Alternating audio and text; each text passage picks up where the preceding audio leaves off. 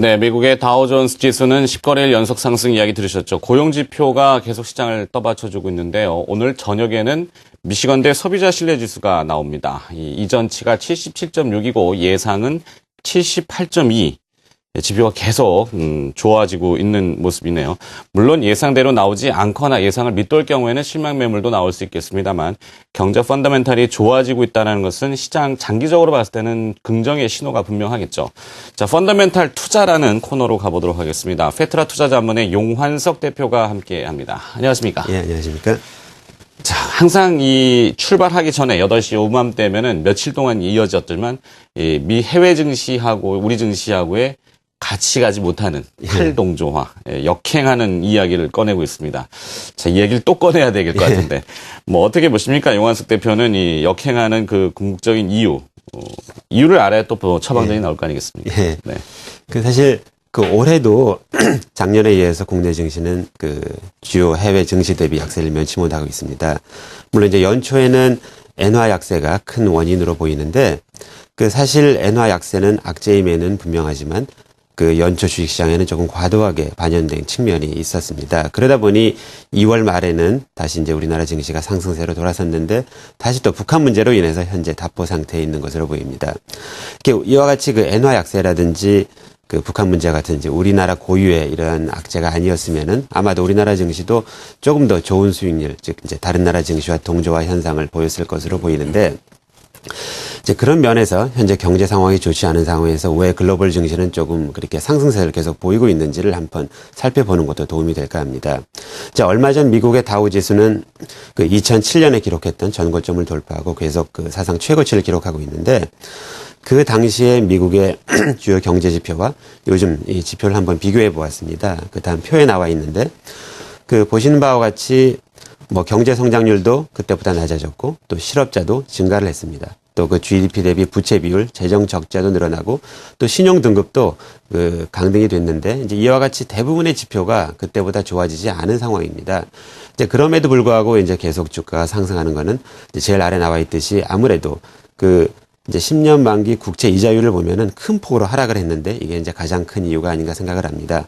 물론 향후 경제 회복에 대한 기대감도 물론 있겠지만 이 표를 보면은 아무래도 이제 요즘 증시는 이제 유동성 장세가 아닌가 하는 것을 잘 보여주는 표가 아닌가 생각을 합니다. 네.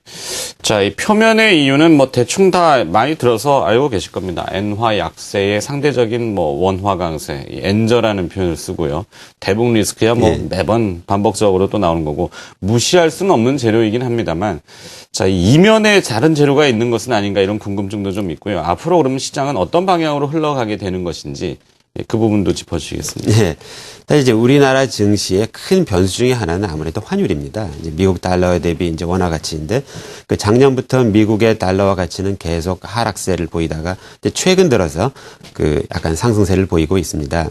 근데 미국 경기 회복에 대한 이런 기대감 때문인지 미국 국채 금리가 상승을 하고 있는데, 최근 들어 상승을 하고 있는데, 아무래도 이러한 게 이제 미국 달러화 가치 상승의 원인이 아닌가 생각을 합니다. 그러다 보니 이제 우리나라 원화도 달러화 대비 최근 이제 1,100원을 넘어섰는데, 또 일부 어떤 요즘은 이 미국 달러화 가치가 장기적인 상승세의 어떤 추세의 전환이라고 보는 견해도 조금 등장을 하고 있습니다.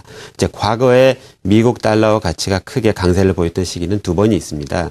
처음은 1980년대인데 그 당시 이제 레이건 대통령이 집권을 하면서 감세 정책, 또 국방비 증액을 하면서 미국 경제가 호황이었는데 이제 그때 달러가 강세였고, 또 두 번째는 90년대 말 인터넷 붐이 일어나고 또 생산성이 향상되면서 또 달러화가 강세를 보였었습니다. 근데 지금도 이제 미국 경제가 빠른 속도로 회복이 되고 또 셰일가스 혁명 등 에너지 혁명이 일어나면서 앞으로도 강세장이 연출될 거라는 이제 그러한 이유인데, 물론 정확한 것은 또 지켜보아야 되고 또 미국의 QE 정책이 어떻게 될지도 보아야 하지만, 어쨌든 한 가지 확실한 것은 지금까지는 미국 달러화 약세는 기정사실처럼 받아들였지만 방향에 대한 불확실성이 늘어난 것은 틀림이 없어 보입니다. 이제 그런 면에서 우리나라 증시에는 어떤 악재가 조금 줄어든 측면이 있고, 엔저라는 것도 동시에 달러화 대비 원화 강세가 일어났기 때문에 더 악재였지만 이제 그러한 부분은 많이 해소될 것으로 보입니다. 또 북한 문제는 즉 여러 번 경험했듯이 조금 시간이 지나면 이제 해소가 되는데, 그런 면에서 우리나라 증시도 그 이제 글로벌 그 유동성 장세에 그 많이 이제 동조될 것으로 보이는데 이제 어떤 면에서 요즘 이제 글로벌 증시를 보면은 위험 자산에 대한 투자 이제 동시에 진행을 되는데 이제 단적인 예로 얼마 전 그 볼리비아라는 나라에서 90년 만에 처음으로 10년 만기 국채를 성공적으로 발행한 사례가 있습니다. 그것도 금리가 5% 미만인데 그 위험에 대한 인식이 얼마큼 없어졌는지를 보는 단적인 예가 아닌가 생각합니다. 이제 그런 면에서 보더라도 우리나라 증시가 빠른 속도로 우리나라만의 악재가 이제 해소가 되면 또 상승세가 더 높아질 확률도 있지만 또 반대로 만에 하나 글로벌 증시가 약세를 보이더라도 우리나라 증시는 이미 미리 하락한 측면이 있기 때문에 그런 면에서 볼 때 현재 시점은 주식 투자를 하기에 국내에서는 좋은 시기라고 볼 수도 있는 그러한 타이밍이 아닌가 생각을 합니다. 네. 자, 매도 미리 맞으면은 낫다. 뭐 이렇게 표현이 있습니다만 매를 맞은 것인지. 근데 또 시장을 면밀히 이렇게 분석을 해보면은 코스닥 시장 같은 경우는 강세입니다. 3년여 만에 고가를 뭐 550포인트를 어제 전일 넘었고요. 그리고 또 뭐 개별 종목들 일부는 특히 IT 부품주 쪽은 신고가가 나오고 있습니다. 그죠? 그러니까 지수를 보고 있으면은 시장하고 자꾸 괴리가 느껴지는데 종목을 계속 찾아야 되는 것인지 아니면은 뭐 시장 전체를 계속 주목하면서 조금 더 안정적인 아니면 기다려야 되는 투자 전략을 가져야 되는지 만약 시장이 조금 이제 탈동조화를 벗어나서 동조화 쪽으로 간다면은 어떤 기업 쪽이나 섹터에 다시 주목을 좀 해봐야 되는지요. 지금 말씀하신 대로 이제 코스닥은 어떻게 보면은 그 거래소에 비해서 규모는 훨씬 작지만 사실 회사의 수는 훨씬 많고 업종도 훨씬 다양합니다. 이제 그런 측면에서 이제 전체적인 경기가 좋지 않더라도 항상 일부 조금 그와 관계없이 좋은 업황도 있고 또 그러다 보면은 대부분 이제 그런 업황들이 코스닥에 많이 있다 보니까 코스닥 강세가 조금 나타나는 것 같습니다. 어쨌든 뭐 이러한 장세에서는 조금 안전하다는 것은 뭐 꼭 안전하다고 주가가 오르지 않는다는 말하는 게 아니라 좀 판단이 틀리더라도 하락의 폭이 적은 이제 이러한 분야에 주목을 해보는 것이 요즘 맞는 전략인 것 같은데 그러한 분야는 여러 개가 있지만 오늘은 그 중에서 이제 두 가지를 한번 소개시켜 드릴까 합니다. 첫 번째는 이제 우선주입니다. 우선주는 이제 우리나라의 우선주는 보통주 대비 평균적으로 한 뭐 30, 40% 정도의 거래가 되고 있습니다. 그런데 이론적으로 볼 때는 우선주 가치는 보통주와 큰 차이가 나지 않아야 합니다. 또 실제로 2000년대 초반만 하더라도 지금보다는 훨씬 비싼 70% 이상 가격에 이제 거래가 되곤 했는데 이렇게 이제 차이가 많이 난 것은 뭐 여러 가지 원인이 있겠지만 가장 큰 원인은 이제 거래량입니다. 어떤 연유에서든지 관심이 없어지다 보니까 거래량이 줄어들고 또 주가가 하락을 하고 이런 게 악순환이 되다 보니까 이제 현재 상황이 오게 됐는데 사실 이제 최근 미국이나 유럽의 외국 투자가들의 많은 이제 우리나라 증시의 관심사 중에 하나가 우선주입니다. 너무 싸다는 거죠, 말도 안 되게. 그러다 보니 외국인들이 이제 우선주 매입이 많이 늘어나고 있는데 어떤 시점이 되다 보면 또 거래량이 늘어나고 주가가 올라가면은 다시 상승세가 될 수도 있는 기폭제가 될 수도 있고 또 특히 이제 삼성전자나 현대차 같은 경우는 거래량도 많기 때문에 뭐 단기적으로도 주목을 해볼 수 있다고 생각을 합니다. 이제 두 번째는 지주사입니다. 사실 이제 우리나라의 많은 기업들은 이제 벌어들인 이익으로 사업을 많이 다각화를 하기 때문에 이제 투명성이라는 측면에서는 약간 부정적인 면도 있었습니다. 그런데 이제 요즘은 순수 사업회사랑 투자를 하는 지주사랑 이제 분리를 하는 이런 추세가 이런 기업들이 늘어나서 이제 긍정적인데 그러다 보니 자회사 가치도 늘어날 수 있고 또 특히 이제 요즘에는 지주사 가치들이 많이 저평가가 돼 있어서 한번 주목을 해볼 만하다고 생각을 합니다. 네. 자, 이런 섹터를 구체적으로 보면은 지주사하고 우선주 보통주하고 괴리율이 넓은 우선주들.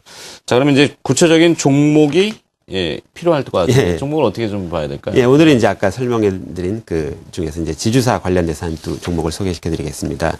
첫 번째는 한국 타이어월드입니다. 한국 타이어월드는 이제 얼마 전 한국 타이어에서 한국 타이어와 분리가 된 회사입니다. 이제 한국 타이어하고 과거에는 이제 한국 타이어가 여러 아트라스 BX 이제 배터리 제조 회사이죠.